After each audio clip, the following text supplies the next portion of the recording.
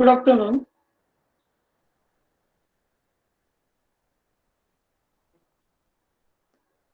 Amit sir, are you ready? Yes, yes, yes. Okay. My Uh, Windows. just a minute, sir. I will start. Good afternoon, students. Today we have here for the expert lecture on emerging trends in information technology. We have a very special guest for this, Mr. Amit Lekurwale, who is a senior engineer in Smart X Pro Kits, Nasik, uh, senior embedded engineer. Today they will teach us regarding Arduino programming, where he will show some programming and tell you how to do it. Amit sir, please continue with your lecture. Okay, thank you, sir. Thank you very much to give me opportunity to present the PPT. My name is Amit, and I am a embedded engineer in SmartX ProKit. I have about 4 years of experience. Now I am going to deliver a PPT on introduction of Arduino. The need of this presentation is that right now there is a gap between industry need and the students' knowledge. When we take interview, we focus on practical knowledge of the students. Since there is a gap, we started this practical session, but due to lockdown, we have taken this online. This seminar is divided into two parts: theory about Arduino, and the second one is that there will be a three practical. I will teach you. Most of the students are from Marathi background, so I will continue in Marathi. Okay. So this PPT is visible to all. Huh?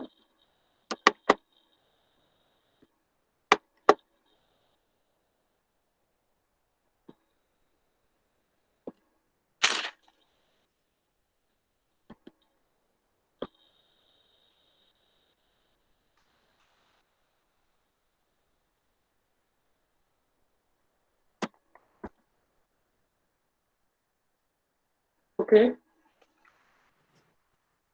तर तुम्ही micro controller आणि micro processor बद्दल ऐकलंच असेल. तर मला कोणी सांगू शकतं का मायक्रो कंट्रोलर आणि मायक्रो प्रोसेसर मध्ये फरक काय आहे, difference?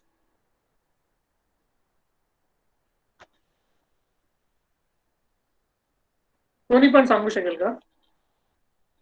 What is the difference between micro controller आणि micro processor?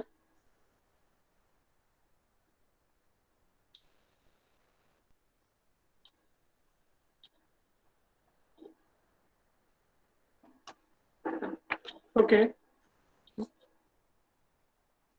The microprocessor we have used in like laptop, computers, high-end applications, but the microcontroller has its own I2C, SPI, ADC. But for the microprocessor, we have to attach separate as per the application.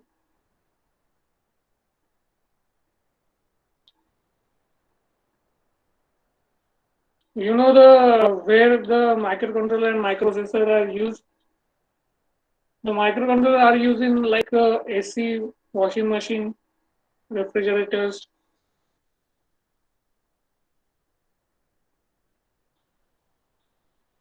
See the next slide.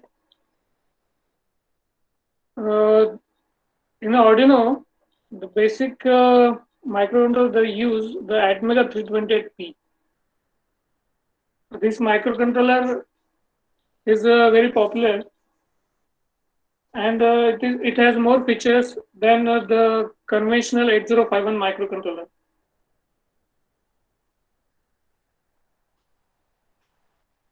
तर याला त्याचे एक clock frequency पण असते आणि 23 input output channels आहेत, 10 bit ADC आहे, 6 bit modulation inputs आहेत.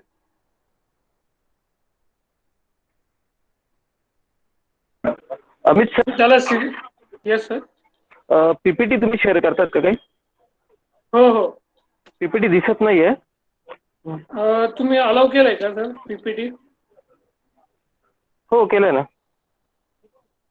एक मिनिट. स्टुडंट तुम्हाला दिसतात का? Yes sir. दिसत.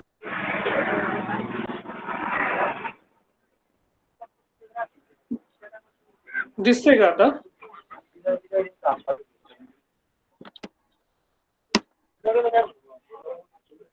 स्टुडंट पीपीटी दिसते का? No sir. नाही सर, नाही दिसत आहे.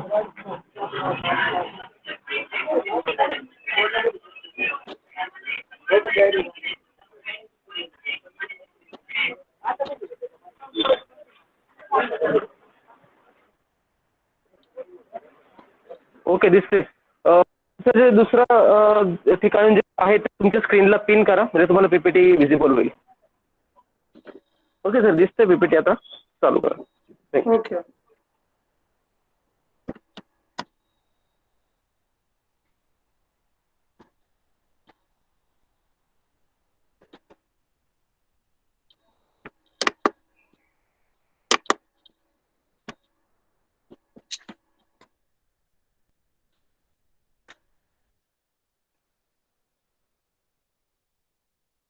Okay, the basic difference between microcontroller and microprocessor तुम्हाला कळालं असेल.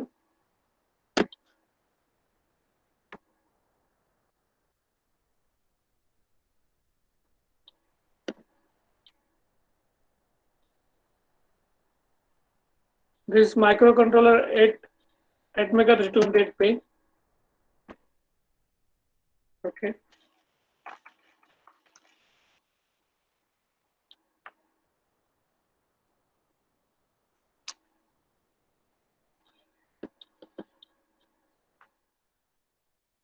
तुम्ही 8051 बद्दल ऐकलं असेल, तुमच्या कदाचित सिलेबस मध्ये पण असेल 8051. आणि तुम्ही एम्बेडेड सी नसेल शिकला, पण बेसिक सी लँग्वेज आणि C++. ओके, तर 8051 ला काय आहे की तुम्हाला एक्सटर्नली प्रोग्रामिंग करून त्याला प्रोग्रामर यूज करून प्रोग्राम एम्बेड करावा लागतो त्याच्यामध्ये. बट इन दिस 328P ऑर्डिनोवरती तुम्हाला एक त्याचे सेपरेट क्रिस्टल त्यांना ऑलरेडी माउंट असतो. तुम्हाला 8051 ला सेपरेट क्रिस्टल पण क्रिस्टल ऑसिलेटर वापरावा लागतो आणि एक वेगळा प्रोग्रामर पण घ्यावा लागतो. तर आर्डिनो काय आहे, तर आर्डिनो हा एक ओपन सोर्स प्लॅटफॉर्म आहे. म्हणजे काय आहे की याच्यात तुम्ही कोणी पण स्वतःचं डेव्हलपमेंट करू शकतं, किंवा याला काही कुठलं लायसन्स वगैरे नसतं, स्वतः प्रोडक्शन पण करू शकतं. तर हे एक कॉम्बिनेशन आहे हार्डवेअर आणि सॉफ्टवेअर बोथ आहे, आणि ते पण ओपन सोर्स असल्यामुळे कोणी पण त्याला यूज करू शकतं. Anyone can copy Arduino because it does not have any ownership. So this is the history of the Arduino. या बेसिकली 2005 ला यांनी सुरुवात केली आहे, 2 इंजिनियर्स भाई. तर हे ओपन सोर्स प्लॅटफॉर्म आहे हार्डवेअर अँड सॉफ्टवेअर डेव्हलपमेंट. त्याच्यामध्ये त्यांनी काय केलंय की जी आपण सी लँग्वेज वगैरे एम्बेड सी यूज करतोय, तर ती आणखीन त्यांनी सोपी करून त्याच्या स्वतःच्या लायब्ररीज तयार केल्या आहेत आणि ते आपल्याला यूज करायला दिले आहेत. त्याच्याने काय होतं की जे काही इन्स्ट्रक्शन आपण जे काही फंक्शन यूज करतो ते इझी मॅनर मध्ये एम्बेडेड सी मध्ये कन्वर्ट करून दिलेले आहे त्यांनी आपल्याला. हे एक बहुत हार्डवेअर आणि प्लॅटफॉर्म सॉफ्टवेअर प्लॅटफॉर्म आहे. हार्डवेअर मध्ये काय तर अशा प्रकारचे बोर्ड्स येतात त्याला, many different types of boards, like Arduino Uno, लिनोपॅड, लिलीपॅड, मेगा. ह्या वेगवेगळ्या प्रकारचे बोर्ड्स आहेत आणि याच्या ऍप्लिकेशन नुसार हे वेगवेगळ्या प्रकारचे बोर्ड्स आपल्याला यूज करता येतात. आणि याच्यातलं खूप प्रसिद्ध असा बोर्ड आहे तो आर्डिनो युनो आहे. तर हे बोर्ड्स तुम्ही कुठून घेऊ शकतात? तर तुम्ही ऑनलाईन घेऊ शकतात, Amazon वरून घेऊ शकतात. आमच्या स्वतःची एक वेबसाईट सुद्धा आहे, आमची एक स्मार्ट एक्स प्रो किड्स, त्यावरनं सुद्धा तुम्ही घेऊ शकता. आणि हा ऑल ओव्हर ग्लोबली अवेलेबल आहे. जर आपण बनवायचं असेल तर आपल्याला बनवता पण येतोय ऑर्डिनो बोर्ड, पण त्यासाठी तुम्हाला एक्सटर्नल पिक्चरमध्ये दाखवल्यानुसार ब्रेडबोर्ड वरती एक रिसेट पिन, पॉवर सप्लाय वगैरे सगळं द्यावं लागेल. पण ह्या बोर्ड वरती इनबिल्ट असतं सगळ्यामुळे.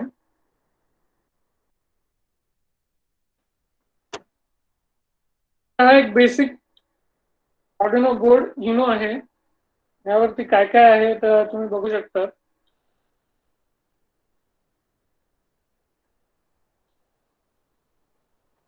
एक बेसिक ऑर्डिनो स्ट्रक्चर मध्ये 14 different device we can connect and control using single controller, आणि 14 sensors you can connect. मी तुम्हाला PWM पल्स विथ मॉड्युलेशन काय तर नेक्स्ट स्लाइड्स मध्ये सांगणार आहे. बेसिक ऑर्डिनो बोर्ड कसा असतो, लाईक USB कनेक्शन असतं प्रोग्रामिंग साठी, AC to DC adapter, power supply, like त्याचा स्वतःचा एक व्होल्टेज रेग्युलेटर असतो, तो 5 व्होल्ट मध्ये कंडक्ट करतो आणि बोर्ड साठी यूज करत असतो. त्याला एक सॉफ्टवेअर लागतं, IDE एडिटर म्हणू आपण त्याला. तुम्ही कुठून डाउनलोड करू शकता ते तुम्हाला एक स्क्रीनवरती ते एक दिसतंय, एक लिंक आहे ऑर्डिनो CCची, ती फ्री अवेलेबल आहे. तुम्ही तिच्यावर डाउनलोड करू शकता आणि आपल्या सिस्टीमवर कुठल्याही प्रकारच्या सिस्टीमवर इन्स्टॉल करू शकता. Available for all system.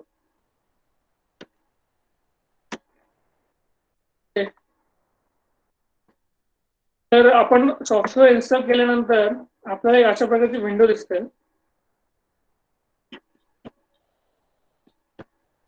तर या विंडो मध्ये तुम्ही बघू शकता की टूल्स मध्ये जाऊन आपण जो काही बोर्ड घेतलेला आहे त्या बोर्ड सोबत तुम्हाला एक USB केबल आहे, ते आपल्या लॅपटॉपला कनेक्ट करायचे किंवा कम्प्युटरला कनेक्ट केल्यानंतर कुठला बोर्ड तुम्ही घेतलेला आहे तो सिलेक्ट करायचा. आपल्या टूल्स मध्ये जाऊन ऑर्डिनो युनो असेल तर ऑर्डिनो युनो सिलेक्ट करायचा आहे. ओके, नंतर कुठल्या कॉम्पोर्टला तो कनेक्ट आहे तो सिलेक्ट करायचा आहे. नंतर बघूया आपण की त्याची एडिटर विंडो कशी दिसते. तर एडिटर विंडो मध्ये हा प्रोग्राम आपण करतो. तर प्रोग्राम हा 2 पार्ट मध्ये डिवाइड केलेला असतो. एक वाईड सेटअप आहे आणि वाईड लूप. तर वाईड सेटअप मध्ये काय असतं, ते प्रोग्राम जो काय आपण लिहिणार आहे त्याच्यामध्ये तो एकदाच रन होतो, आणि वाईड लूप मध्ये it runs continuously.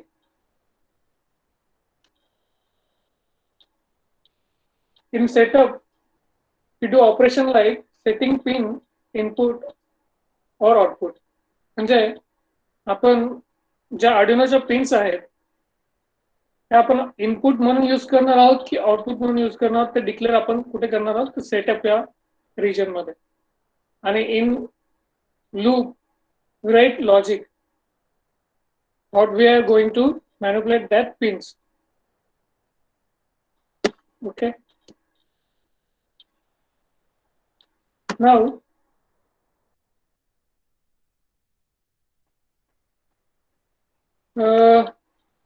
this has various functions, buttons, like we can serially check the communication between Arduino and our laptop computers on serial monitor. We can save, open, new. These are the various keys of the software.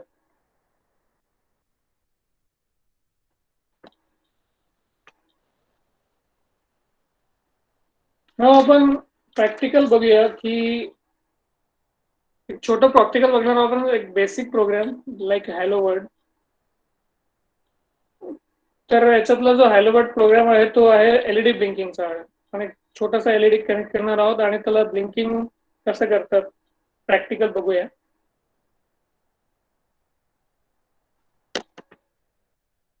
तुम्हाला माहिती आहे की की आपण LED कसं ओळखू शकतो, त्याचं कुठलं पोलॅरिटी कशी आहे, कोणी सांगू शकेल का मला?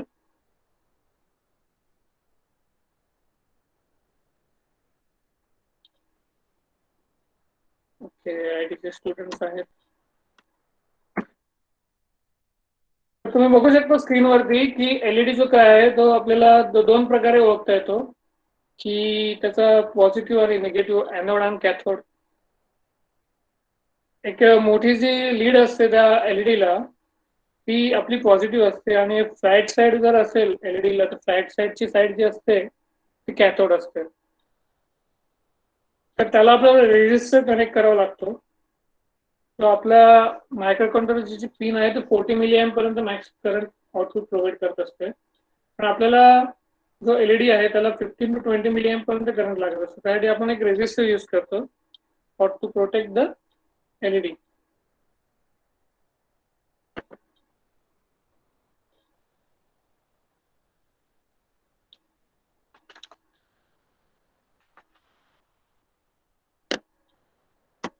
ओके, तर अशा प्रकारचं कनेक्शन केल्यानंतर तुम्हाला काय करायचं आहे, की एक जो ग्राउंड आहे बोर्डवरती, जो ग्राउंड वायर कनेक्ट करायची तर छोट्या लीडला, आणि मोठ्या लीडला आपण काय करायचं, रेजिस्टर थ्रू कुठल्या पण पिनला 14 जे आउटपुट पिन्स आहेत आपल्या ऑर्डिनो बोर्डचे ते सिम्पली कनेक्ट करून द्यायचे आहे. आणि आपण याला ब्लिंकिंगचा एक छोटासा कोड बघूया. तुम्हाला जो स्क्रीनवरती दिसत असेल, याला एक व्हाईट सेटअप आणि व्हाईट लूप मगाशी सांगितल्याप्रमाणे आहे. तर व्हाईट सेटअप मध्ये आपण काय करतो, पिन नंबर 13 ला मी एलईडी कनेक्ट केले आहे, तर त्यामुळे मला पिन नंबर 13 जे आहे ती मला आउटपुट डिक्लेअर करायची आहे. तर त्याला एक फंक्शन आहे ते यूज करावं लागतं, pin mode 13 as a output. एक इन्स्ट्रक्शन लिहिल्यानंतर ती pin number 13 as a output set होऊन जाते.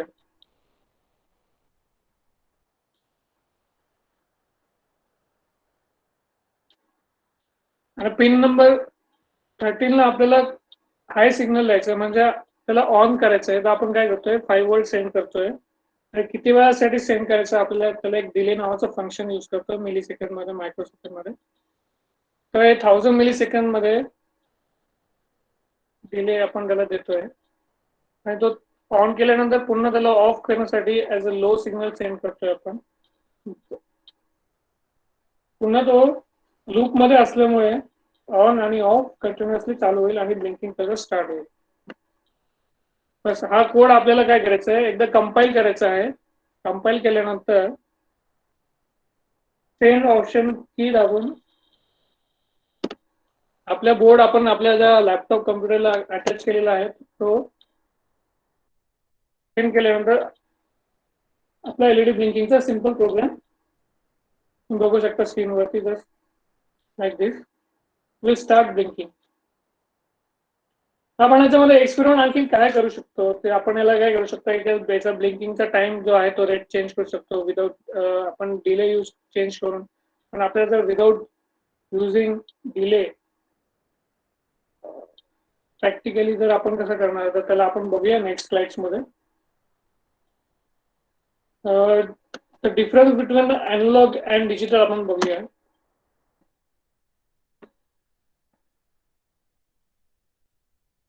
Simply analog is linear change in various voltage levels, and digital is only have two voltage levels, like 0 and 1, high and low. Okay. Now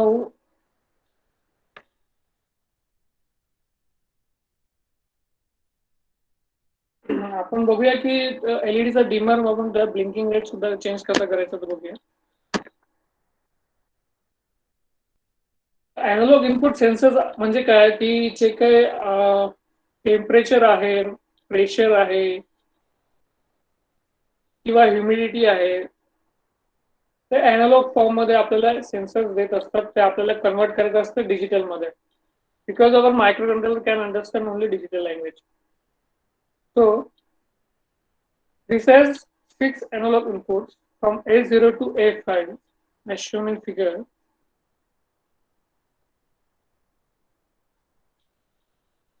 त्याचा inbuilt reference voltage 5 volt आहे, तर 5 volt पर्यंत जो signal sense करतो आणि त्याचं 10 bit resolution असल्यामुळे तो 0 to 1023 पर्यंत डिफरंट रेंज व्हॅल्यू आपल्याला प्रोव्हाइड करतो डिजिटल मध्ये. मी समजतो की तुम्हाला कळत असेल मी काय सांगतोय ते.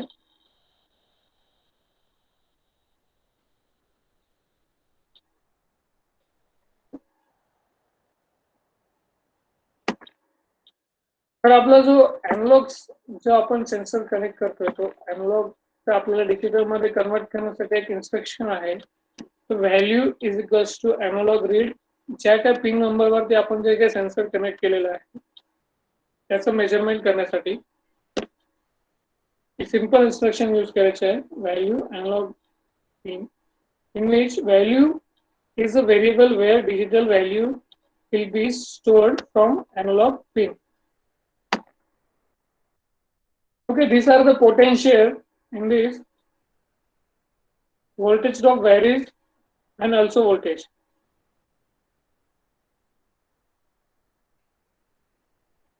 तर आपण याचा यूज अॅनालॉग एक्सपिरियन्स साठी करणार आहोत. आपण काय केलंय तर अॅनालॉग पिनला 0 to 5 पिन्स आहेत, A0 to A5. त्याला आपण त्याचं सेंटर पिन जे आहे पॉटची जी व्हॅरी होणार आहे ते आपण कनेक्ट केलेले आणि एका एंडला 5 व्होल्ट दिलेला आहे आणि दुसऱ्या एंडला ग्राउंड दिलेला आहे. आणि जो शाफ्ट जो व्हॅरी होणार त्याचा जो रेझिस्टन्स आहे तो चेंज होणार आणि रेझिस्टन्स चेंज झाल्यामुळे त्याचं व्होल्टेज सुद्धा चेंज होणार अकॉर्डिंग टू. तर जे काही व्होल्टेज त्या पिनवरती जे मिळत आहे त्याच्या accordingly we get different digital values in the value variable. तो मी या डायग्राम मध्ये दाखवल्याप्रमाणे मी A0 ला कनेक्ट केलाय आपला पोटेन्शियोमीटर.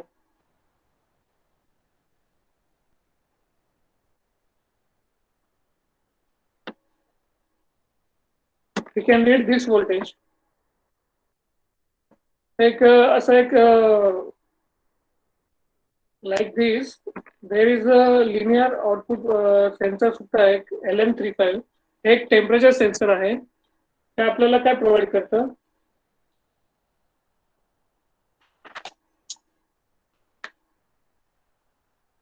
व्होल्टेजच्या फॉर्म मध्ये. टेम्परेचर जसं चेंज होतं तसं व्होल्टेजच्या फॉर्म मध्ये व्हेरिएशन देत असतो. नाउ एक प्रॅक्टिकल एक्झाम्पल आहे. This temperature sensor LM35 gives 0.01 volt for each degree Celsius. For example जर 1 डिग्रीला तो 0.1 व्होल्ट देतोय तर 2 डिग्रीला किती देणार 0.2 व्होल्ट देणार.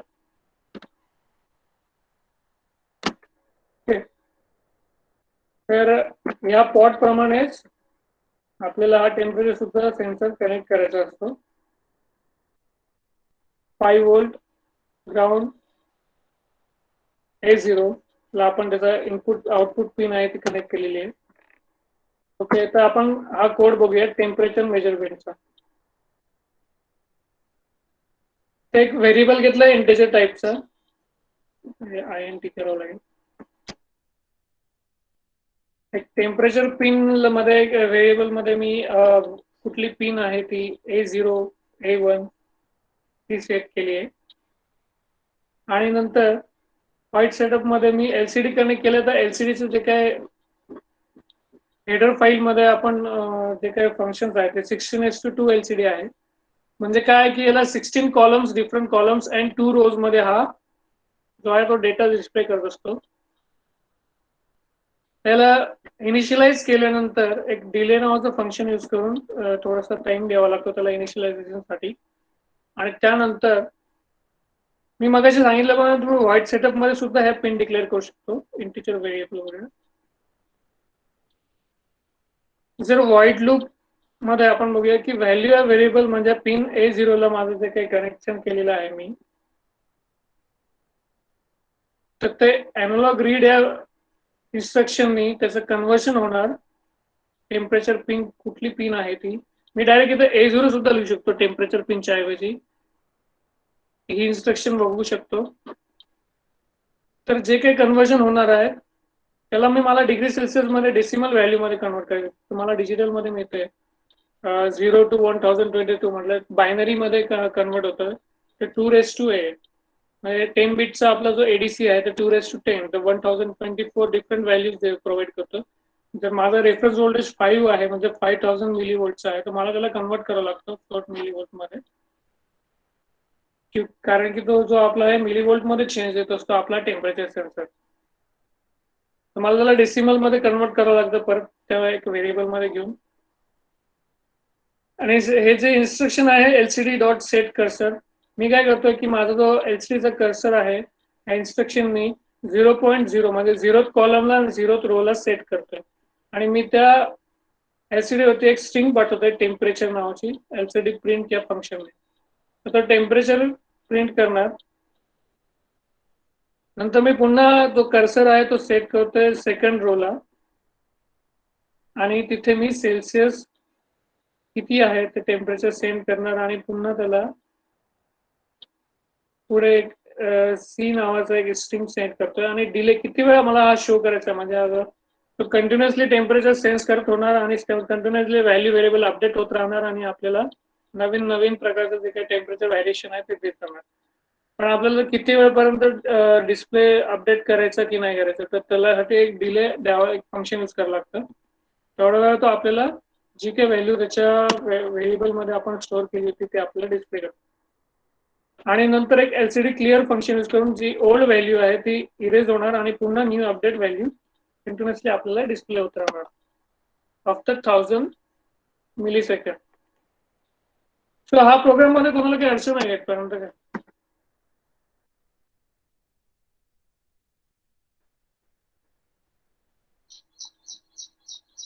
Hello,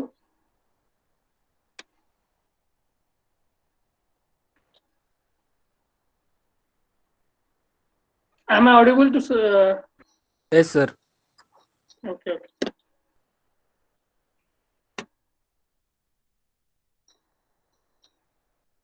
So speed control of DC motor using pulse width modulation.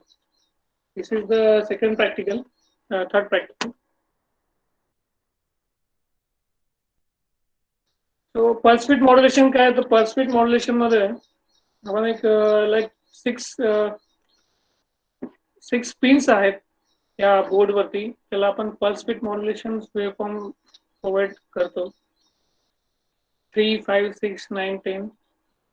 त्याची जी वेवफॉर्मची जी फ्रिक्वेन्सी आहे मॉड्युलेटेड वेवफॉर्मची ती 488 हर्ट्झची असते. तर मी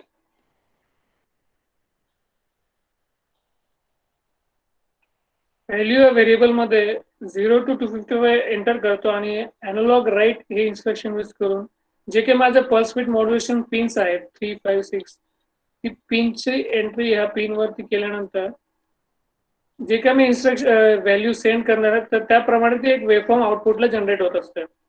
जर मी 0 सेंड केलं तर कंटिन्युअसली ऑफ असणार आणि जर 255 सेंड करणार तर कंटिन्युअसली ऑन असणार. If you want 100% speed of the motor, we will turn on motor for all the time. If you want half 50% speed, we will turn on the motor 50% time and turn off for the 50% time. Using this logic, we can vary any percent speed. This is pulse width modulation. तर ही जी DC motor एक pulse with मॉड्युलेशनचं तुम्ही chart बघू शकता. ही pulse with modulation काय 50% duty cycle, 25% duty cycle, different types duty cycle we can generate this period time. Okay, जर आपण DC मोटरचं एक एक्झाम्पल बघणार तर डीसी मोटर ही वाईडली यूज होते इंडस्ट्रीमध्ये लाईक कन्वेयर अँड मोटर्स.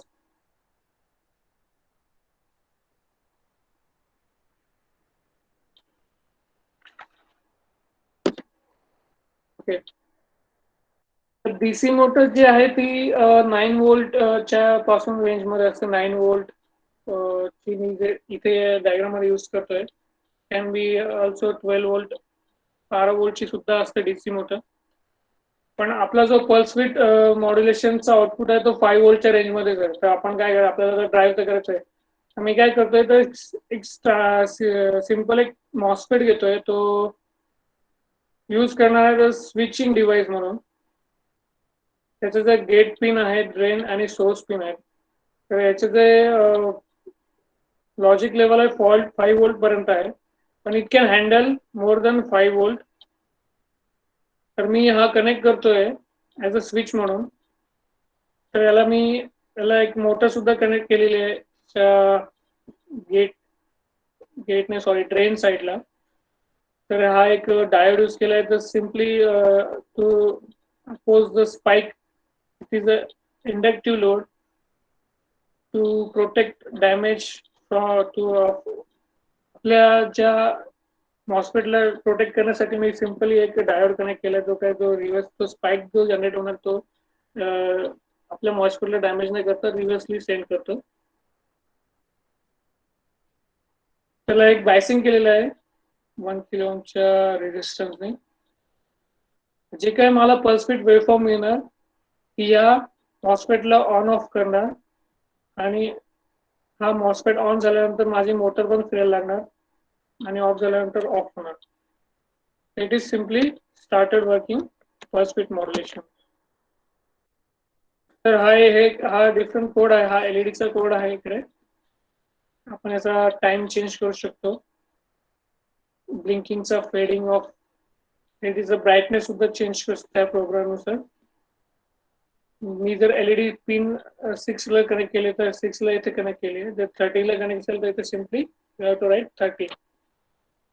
जी कुठली आपण output 14 different types of 14 pins आहेत, त्या पिन्स ज्या पिनला कनेक्ट केल्या पिनला आपण मेन्शन करावं लागतं. तर मी मोटर इथे पिन नंबर 3 ला कनेक्ट केली आहे, तर मोटर पिनला 3 ला केल्यानंतर ती पिन मला आउटपुट डिक्लेअर करायची आहे. आणि सिम्पली मी काय केलं, एक व्हेरिएबल मध्ये एक 120 व्हॅल्यू घेतोय आणि ती एनालॉग राईट हे फंक्शन यूज करून त्या पिन वरती ते व्हेरिएबल सेंड करून देतो, म्हणजे ती व्हॅल्यू सेंड करतो. म्हणजे काय होणार, ते 120 व्हॅल्यू सेंड करतो. म्हणजे 50% ड्युटी सायकलने आपल्या, म्हणजे अर्ध्या स्पीडने माझी मोटर फिरायला सुरुवात होणार त्याच्या कम्प्लीट हाय स्पीडनुसार. This is the simple practicals आपण बघितलं. तुम्ही याला different types of Ethernet, node MCU use करून तुम्ही याला आयओटी मध्ये सुद्धा कन्वर्ट करू शकता. आणि तुम्ही different types of sensors, analog module sensors available आहे ऑनलाईन. तुम्ही नेटवरती सुद्धा बघून करू शकता. एकदम इझिली याचा कोड अवेलेबल पण होतो. तर मी बस माझं एवढंच पीपीटी संपवतो. तर कोणाला यामध्ये काही डाऊट असेल तर मला तुम्ही विचारू शकता. काही कळालं नाही आहे याच्यामधलं, की ऑर्डिनो बद्दल काय अजून इन्फॉर्मेशन हवी आहे.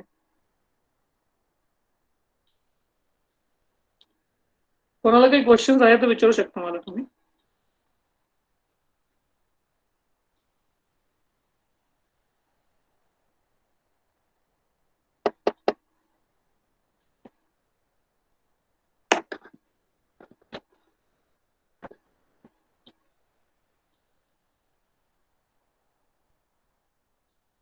एनीवन? हॅलो हॅलो हॅलो, कोणाला काही डाऊट आहे का, काही विचारायचं आहे की मी आणखीन काय? खेडकर सर बोलतोय. हॅलो सर, आय एम हा, ऑडिबल? बोला सर. Yes sir. सर, स्टुडंट्सला थोडंसं असं पण सांगा की आयओटी किंवा हे जो आर्डिनो बोर्ड जे आहेत, हे प्रोजेक्ट केल्यानंतर याचा प्रोफाईल कुठे असतो, कुठे त्यांना थोडंसं जॉब ओरिएंटेशन असणार आहेत. तर मग ते एक आयडिया जर मिळाली आफ्टर डिप्लोमा तर अजून आम्हाला थोडंसं बेनिफिट होईल सर. येस सर, नक्कीच. हे मला फायनल इयरचे स्टुडंट्स आहेत का? सर, सेकंड इयर आणि फायनल इयर दोघं आहेत. ओके. ज्या आपलं फायनल इयरचे प्रोजेक्ट्स असतात त्याचा सुद्धा आपण त्याला आपण यूज करू शकतोय ऑर्डिनो बोर्ड्स.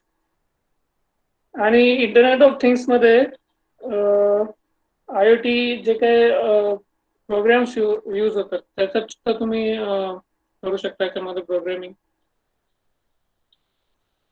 लाईक मी याच्यात सांगितलं नाही की नोडएमसी म्हणून एक येतं. तुम्ही इंटरनेट लाईक थिंगस्पीक API आहे. What is API? यांना कळलं असेल की त्या वेबसाईटला आपण डेटा सेंड कसा करतो, वेगवेगळ्या प्रकारचे कोड्स असतात अवेलेबल. तर लॉट्स ऑफ आहे. तर स्मार्ट सिटी, आपलं नाशिक स्मार्ट सिटी होते, तर त्या स्मार्ट सिटीमध्ये सुद्धा याचा फार यूज होतो. सेन्सर्सचा त्याचा एक डेटा लॉगर असतो, डेटा प्रोसेसिंग असतं, डेटा इंजिनिअरिंग, डेटा स्टोरिंग, भरपूर खूप सारी ऑपॉर्च्युनिटीज आहे याच्यामध्ये. आर्टिफिशियल इंटेलिजन्स आहे, मशीन लर्निंग आहे याच्यामध्ये. तर हे तर जस्ट एक बेसिक ऑर्डिनो आहे, त्यामध्ये खूप काही करण्यासारखं आहे अजून. Okay sir.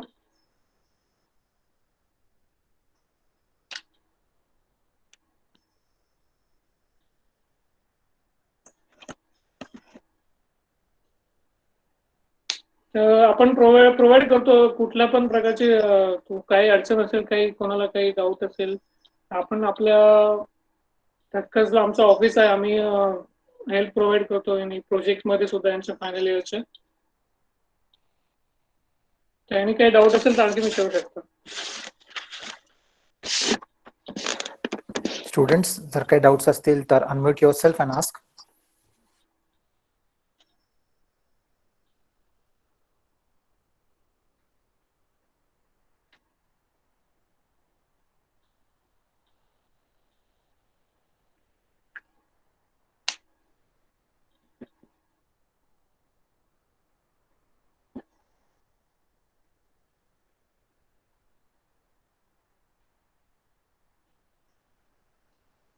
या विचारू शकता का, एकदम सिली क्वेश्चन जरी असेल कोणी तर काय विचारू शकतं, बिंदास विचारू शकतो, काय एवढं नाही.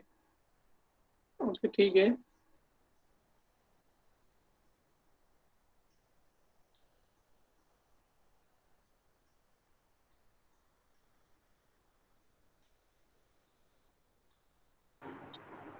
Shirkar sir, I think students have no doubts, so we can proceed for vote of thanks.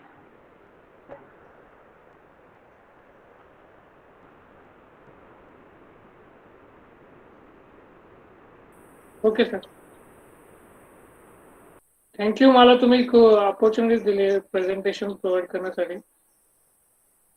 मी समजतो की मुलांना कळालं असेल प्रेझेंटेशन. ओके.